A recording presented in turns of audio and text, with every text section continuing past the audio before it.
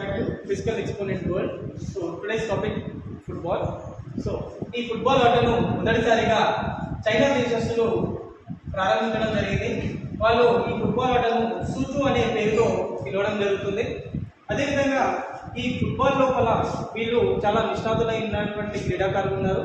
So అందుకు కారణంగా మళ్ళీ వీళ్ళు ఈ ఫుట్బాల్లో బాల్ని ఫ్రంట్ మరియు బ్యాక్ పాసింగ్ చేయడం జరుగుతుంది. సో దాన్ని బేస్ చేసుకొని వీళ్ళు ఈ గేమ్ని పాసింగ్ గేమ్గా కూడా పిలవడం జరుగుతుంది. అదేవిధంగా ఇంగ్లాండ్ దేశస్తుల్లో ఈ ఆట ఆడుతున్నప్పుడు చాలా రకాలైనటువంటి దెబ్బలు తగ్గుతున్నాయని చెప్పేసి ఎడ్వర్డ్ 2 అండ్ ఎడ్వర్డ్ 3 వీళ్ళు ఈ గేమ్ని ఆ దేశంలో బ్యాన్ చేయడం జరిగింది. తర్వాత మళ్ళీ చార్లెస్ 17వ శతాబ్దంలో తిరిగి ఈ ఆటను మళ్ళీ ప్రారంభించారు. సో చైనాలో ఇందాక చెప్పినట్టు ఫుట్బాల్ని సూచు అని పిలుస్తారు. అదేవిధంగా గ్రీకులు ఈ ఫుట్బాల్ని ఎపిక్యూరస్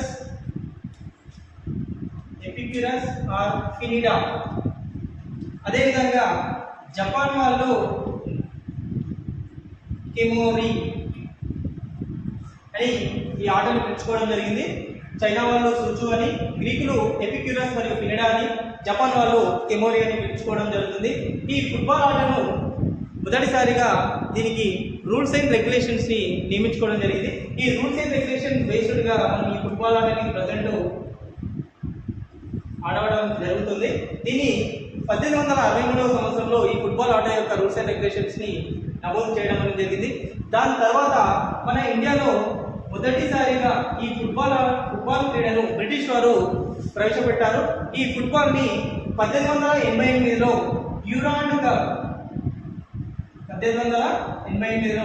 డ్యూరాండ్ కప్ని హిమాచల్ ప్రదేశ్లోని సిమ్లా సిటీలో ఈ డ్యూరాండ్ కప్ని మొదటిసారిగా నిర్వహించడం జరిగింది. దాని తర్వాత మళ్ళీ 1891లో రోవర్స్ కప్. సో మనకు ప్రీవియస్ ఈ రిలేటెడ్ టోర్నమెంట్స్ గురించి మనకు క్వశ్చన్స్ ఇవ్వడం జరిగింది. సో కాబట్టి ఇది కూడా మనకు చాలా important. Durand cup related to football game and Rovers cup also related to football game. Durand cup established from 1888 and Rovers cup in 1891. So దాని తర్వాత మళ్ళీ 1893లో భారత ఫుట్బాల్ అసోసియేషన్ ఆధ్వర్యంలో ఛాంపియన్షిప్ని నిర్వహించుకోవడం అనేది జరిగింది. 1893లో ఇండియన్ ఫుట్బాల్ అసోసియేషన్ ఛాంపియన్షిప్ని ఏర్పరచుకోవడం అనేది జరిగింది. దాని తర్వాత మళ్ళీ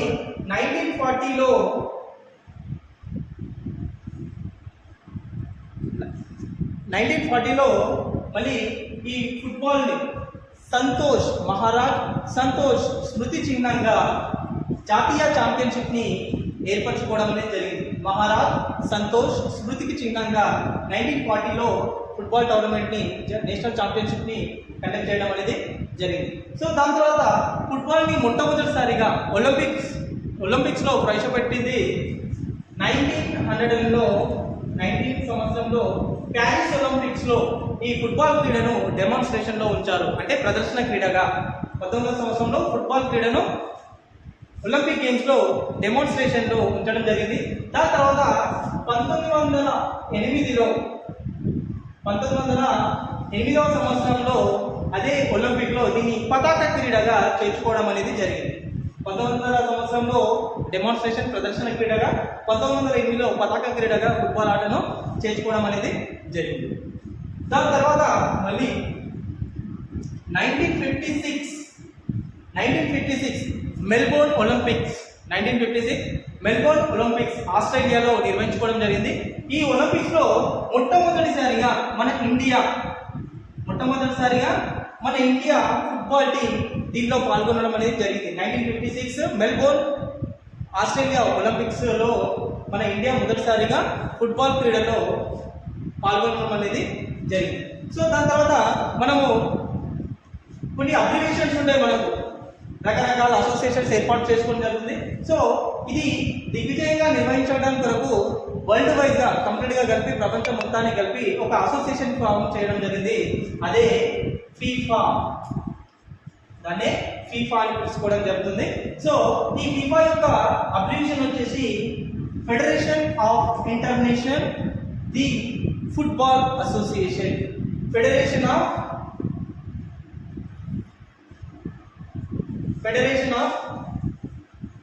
ఇంటర్నేషనల్ ది ఫుట్బాల్ అసోసియేషన్. దీన్ని మనకు 1904లో ఎస్టాబ్లిష్ చేసుకోవడం జరిగింది. ఫీఫాని మనకు క్వశ్చన్ అబ్రివేషన్ వైజ్ అడగవచ్చు, లేదా ఏ ఇయర్లో ఎస్టాబ్లిష్ చేయడం జరిగింది అనేది కూడా అడగవచ్చు. సో కాబట్టి FIFA, federation of international football association, established in 1904 year. So అదేవిధంగా మన ఇండియాలో కూడా 1937లో మన ఇండియాలో కూడా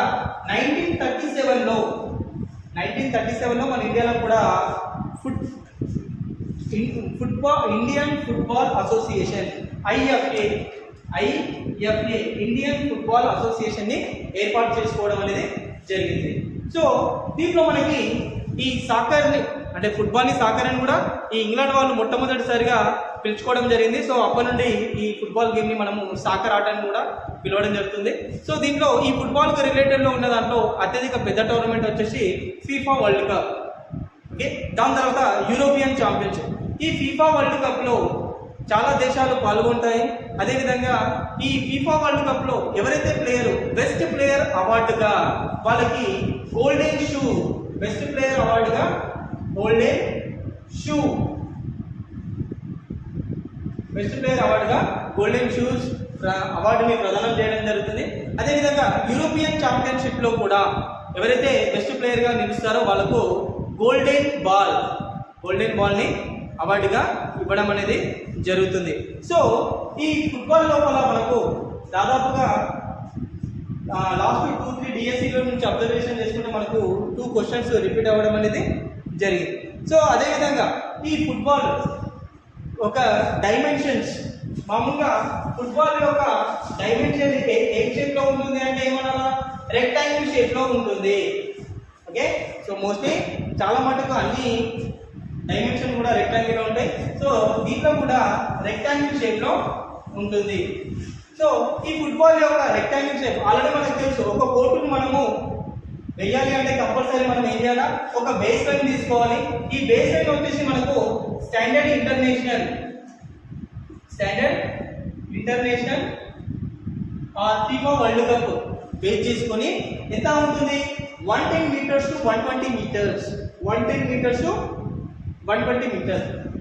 ఈ బేస్ లైన్ 120 మీటర్ వేసుకున్న తర్వాత మళ్ళీ ఏం చేస్తాం మనము, ఇక్కడ నుండి విడ్త్ లైన్ ఉంటుంది మనకు 75 metres to 80 metres, 75 metres to 80 metres.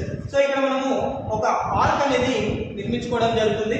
So మళ్ళీ ఇక్కడ నుంచి ఇక్కడ లైన్, మళ్ళీ ఇక్కడ నుంచి సేమ్ గా ఒక ఆర్క్ని నిర్మించుకుంటాం. దాని తర్వాత మనకు డయాగ్నల్ డిస్టెన్స్ కావాలి. ఓకే, ఈ డయాగ్నల్ డిస్టెన్స్ కావాలంటే ఏం చేయాలి, మనం పైథాగరస్ థీరం ప్రకారంగా AC² = AB² + BC². That equal to మనకు AC అనేది తెలియదు కాబట్టి, సో మనకి ఈ డిస్టెన్స్ మనకు తెలియాలి.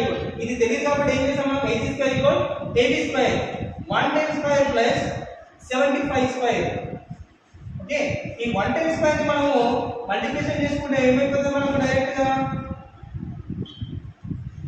ప్లస్ 5625. సో ఓవరాల్ గా మనము 5 2 6 6 2 1. So AC² both side route apply చేస్తే స్క్వేర్ రూట్ క్యాన్సిల్ అవుతుంది. సో AC మనము రూట్ నుండి బయట చేస్తే 150.63 మీటర్స్, 150.63 మీటర్స్. సో దీని యొక్క డయాగ్నల్ డిస్టెన్స్ ఎంత వచ్చింది మనకు, 150.63.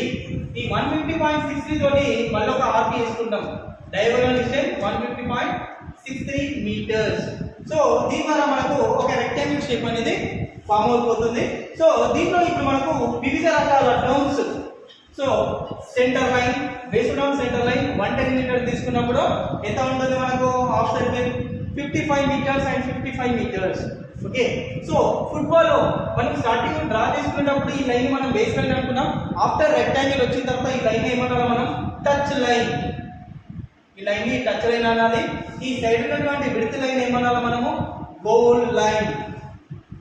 Touch line and goal line. So ఇది యాజ్ యూజువల్ గా ఇక్కడ ఎక్కడైనా centre line is the centre line. So ఈ సెంటర్ లైన్ లోపల మనకు ఒక సర్కిల్ ఉంటుంది, సెంటర్ పాయింట్ నుండి సర్కిల్ ఉంది. దీని యొక్క రేడియస్ వచ్చేసి 3.60 మీటర్స్, 3.60 మీటర్స్ ఉంటుంది.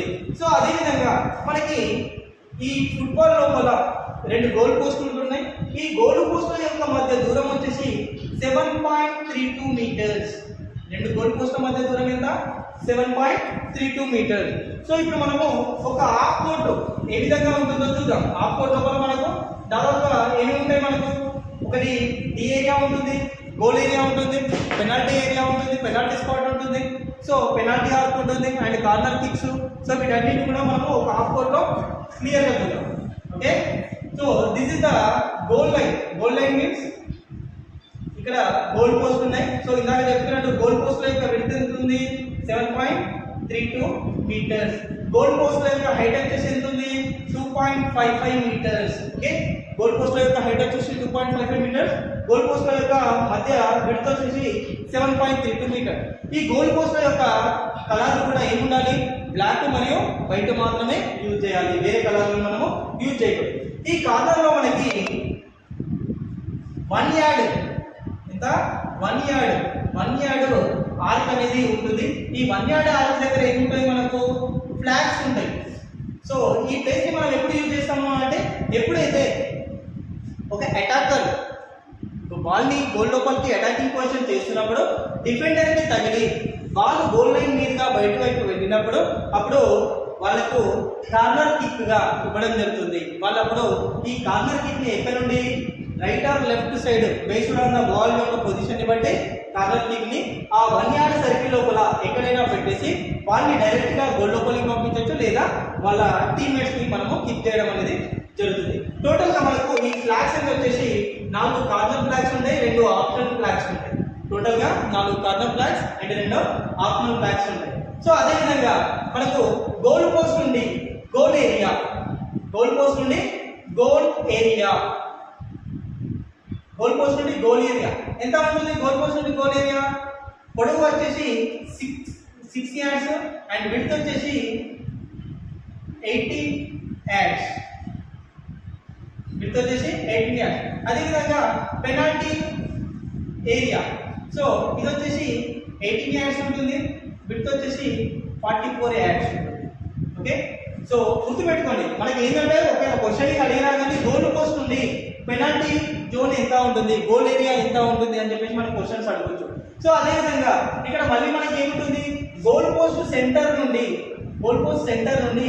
Penalty spot 12 yards. Goal post centre నుండి పెనాల్టీ స్పాట్ 12 yards ఉంటుంది. ఈ పెనాల్టీ స్పాట్ యొక్క రేడియస్ వచ్చేసి ఎంత? 7 సెంటీమీటర్స్. పెనాల్టీ స్పాట్ యొక్క రేడియస్ వచ్చేసి దీని యొక్క చుట్టుకొలత వచ్చేసి ఎంత ఉంటుంది? 7 సెంటీమీటర్స్. ఎక్కడైతే ఈ పెనాల్టీ స్పాట్ ఉందో ఈ పెనాల్టీ స్పాట్ నుండి మనం 10 yards డిస్టెన్స్ తోటి ఒక పెనాల్టీ ఆర్క్ ని గీసుకోవాలి. పెనాల్టీ స్పాట్ నుండి 10 yards డిస్టెన్స్ తోటి ఒక పెనాల్టీ ఆర్క్ ని మనం నిర్మించుకోవడం అనేది జరుగుతుంది. ఓకే, సో ఇది ఒక గోల్ పోస్ట్ దగ్గర ఉన్నటువంటి పిక్చర్స్.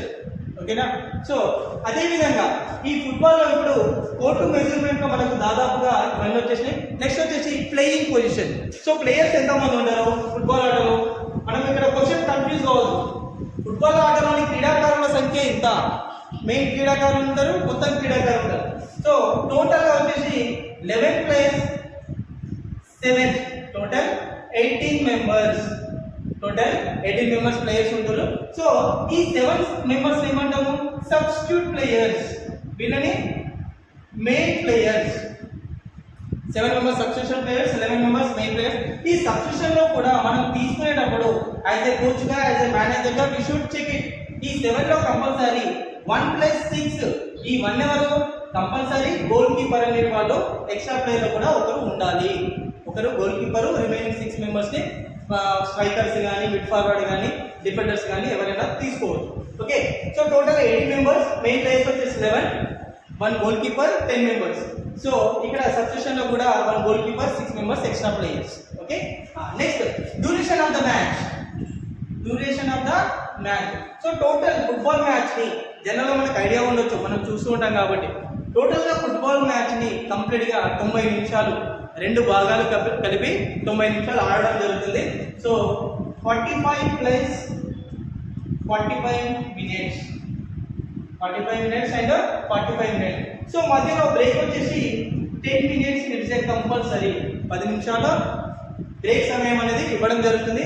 ఒకవేళ కనుక ఇరు జట్ల యొక్క క్యాప్టెన్సీ యొక్క నిర్ణయం ప్రకారంగా ఇరు జట్ల క్యాప్టెన్సీ వాళ్ళు మాకు బ్రేక్ ఇంకొక 5 మినిట్స్ ఎక్స్ట్రా కావాలి అన్నప్పుడు అప్పుడు బ్రేక్ని మనము 15 మినిట్స్ కూడా ఇవ్వచ్చు. సో 15 మినిట్స్ కంటే ఎక్కువ మనం బ్రేక్ని ఇవ్వడానికి కుదరదు. Only 10 with the permission of the captains 15 minutes బ్రేక్ని మనము అలాట్ చేయడం అనేది జరుగుతుంది. ఓకే, సో దీంట్లో మనకు క్వశ్చనింగ్ 2012 డిఎస్సిలో ఫుట్బాల్ మ్యాచ్ యొక్క కంప్లీట్గా మొత్తం టైం ఎంత అని చెప్పేసి మనకు క్వశ్చన్ రావడం అనేది జరిగింది. ఓకే, సో నెక్స్ట్ మనం వచ్చేసి ఈ ఫుట్బాల్ లోపల మనకు బాల్. సో దీంట్లో మనకు ఈ ప్యానల్స్ ఉంటాయి.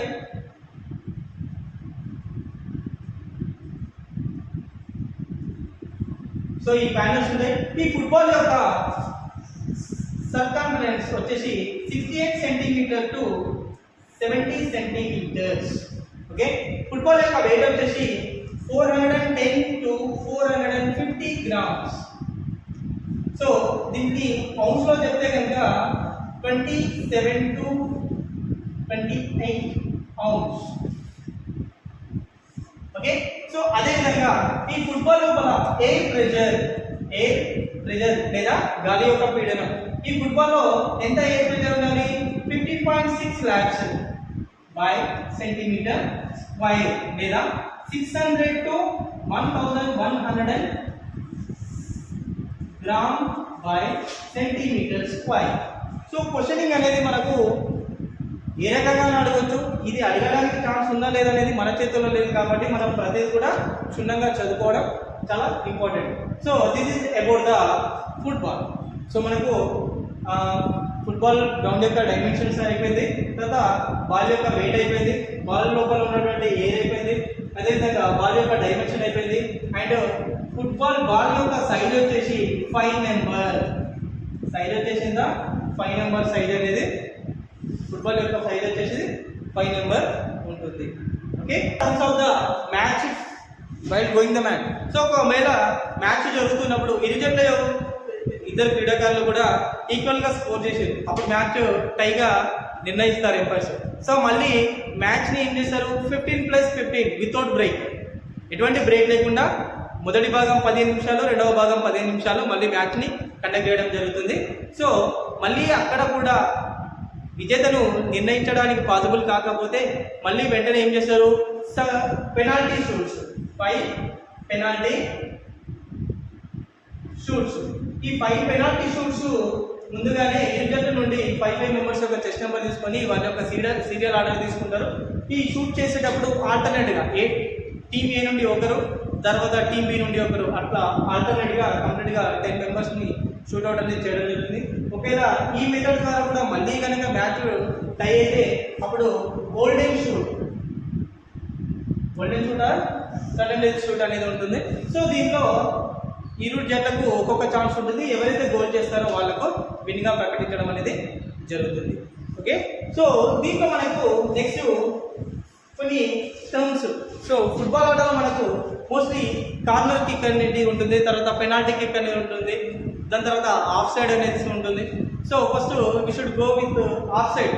సో ఆఫ్ సైడ్ అనేది ఎప్పుడు అంటామంటే ఇద్దరు డిఫెండర్స్ కన్నా ముందుగా మనం వెళ్ళి బాల్ని కనుక టచ్ చేస్తే that is called of side. Suppose చూడండి, ఇప్పుడు మనము గోల్ సైడ్కి బాల్ని గోల్ వేయడానికి బయలుదేరుతున్నాం. ఓకే, సో ఇక్కడ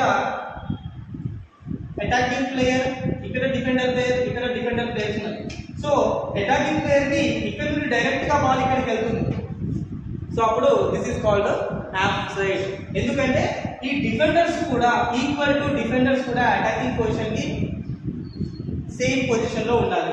లేదా అటాకర్ బాల్తో పాటుగా గోల్ ఏరియా జోన్కి కానీ లేదా డైరెక్ట్గా డి ఏరియాలోకి కానీ బాల్తో పాటు వెళ్ళడం అనేది జరగాలి. సో అప్పుడు ఆ విధంగా జరగకపోతే ఎంపైర్ కనుక ఏం చేస్తాడు, ఆఫ్ సైడ్గా ఫౌల్ అనేది అపోనెంట్ బాల్కి ఫ్రీ కిక్ ఇవ్వడం అనేది జరుగుతుంది. So next corner kicks. Corner kicks ఇందాక చెప్పుకున్నట్టు అటాకింగ్ ప్లేయర్ ఎప్పుడైతే అటాకింగ్ ప్లేయర్ బాల్ని గోల్లోకి అటాకింగ్ చేస్తున్నప్పుడు గోల్ కీపర్కి కానీ లేదా డిఫెండర్స్ కానీ ఎవరికైనా టచ్ అయ్యి బాల్ కనుక గోల్ లైన్ బయటి వైపుగా వెళ్ళినట్లయితే అప్పుడు వాళ్ళకి కార్నర్ కిక్ ఇవ్వడం అనేది జరుగుతుంది. ఈ కార్నర్ కిక్లో డైరెక్ట్గా మనము షూట్ చేయడం అనేది గోల్లోకి డైరెక్ట్గా కిక్ చేసుకోవచ్చు లేదా పాస్ ఇచ్చి కూడా డైరెక్ట్గా ఆడవచ్చు. దాని తర్వాత వచ్చేసి పెనాల్టీ కిక్. ఈ పెనాల్టీ కిక్ అనేది ఎక్కడి నుండి ఇస్తారు, పెనాల్టీ స్పాట్ నుండి. సో ఎప్పుడైతే ఈ డి ఏరియా లోపల వాంటెడ్లీగా ఒకవేళ గోల్ అవుతున్న క్రమంలో ప్లేయర్ వాంటెడ్లీగా ప్లేయర్ని పుల్ చేయడం కానీ లేదా హార్ష్గా బిహేవ్ చేయడం కానీ లేదా వైలెంట్గా ఇంజురీ చేయడం కానీ లేకపోతే బాల్ని కావాలని చేతితో టచ్ చేయడం కానీ ఇలాంటి ఫౌల్ చేసినప్పుడు అప్పుడు ఎంపైర్ డైరెక్ట్గా ఏం చేస్తాడు, పెనాల్టీ షూట్ అనేది ఇస్తాడు. ఈ పెనాల్టీ షూట్ చేసేటప్పుడు రెస్ట్ ఆఫ్ ద ప్లేయర్స్ అందరూ కూడా సెంటర్ లైన్కి బయటి వైపుగానే ఉండాలి. So penalty and goalkeeper మట్టికే ఇక్కడ ఉంటారు.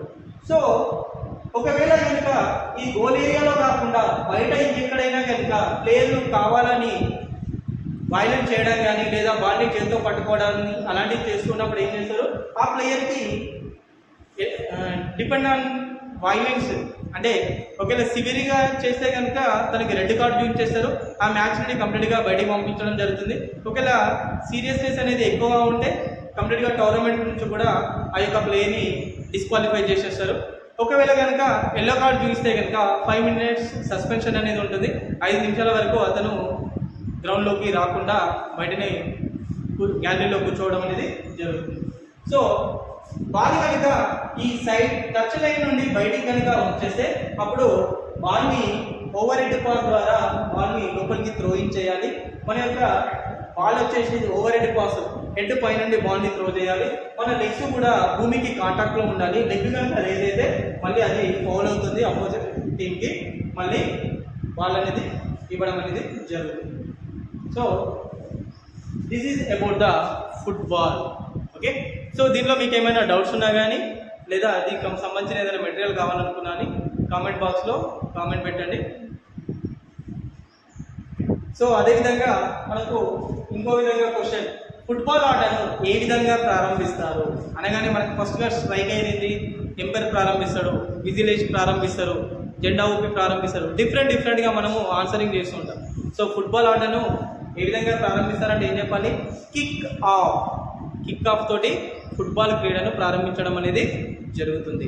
సో అదేవిధంగా దీనిలో మనకు అఫీషియల్స్గా ఒక రిఫరీ ఉంటాడు, అదేవిధంగా 2 ఎంపైర్స్ ఉంటారు, అదేవిధంగా scorer and TV umpires. So present ఉన్న టెక్నాలజీ ప్రకారంగా ఈ మధ్య ప్రతి గేమ్లో కూడా టీవీ ఎంపైర్స్ అనేది కామన్గా అయిపోయింది. ఓకే, సో ఈ 2 ఎంపైర్స్ కూడా బాల్ సైడ్ లైన్ వైపు వెళ్ళిందా, దట్ మీన్స్ టచ్ లైన్ వైపు వెళ్ళిందా, ఆఫ్ సైడ్లో ఉన్నారా, గోల్డ్ అయిందా, పెనాల్టీ కిక్ దగ్గర కానీ కార్నర్ కిక్ దగ్గర కానీ ఏమైనా మిస్టేక్స్ అయితే ఈ 2 ఎంపైర్స్ కూడా వాటిని కరెక్షన్ చేసి బేస్డ్ ఆన్ దట్ ఫౌల్స్ ఇవ్వడం అనేది జరుగుతుంది.